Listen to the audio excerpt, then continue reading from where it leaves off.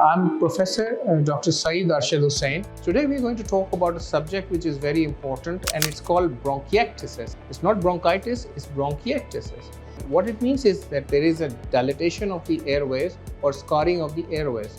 They produce a lot of secretions in condition, the bronchiectasis in the lung.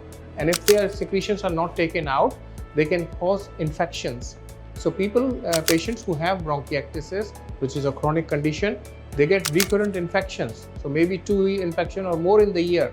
So this is very important. If your patient or yourself, you are having recurrent infections, then please see a pulmonologist for that. Certainly a chest X-ray is always a basic test we would do from the clinic. But what is more important is to do a CAT scan, a CT scanner behind me. So we can pick up the bronchiectasis sometimes only on a CT scan. It does not get picked up on a chest X-ray. So I think it is important that if you have recurrent chest infections, if you're coughing up blood, if you have cough or shortness of breath, all these things would make you consider or worry about a diagnosis of bronchiectasis, which is a chronic condition. And the way to manage it is sometimes that we need to give prophylactic antibiotics and some bronchodilator therapy. But certainly it is a condition where we can control symptoms, we can control the progress.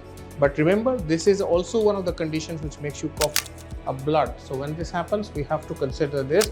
X-ray being normal does not rule out a bronchiectasis.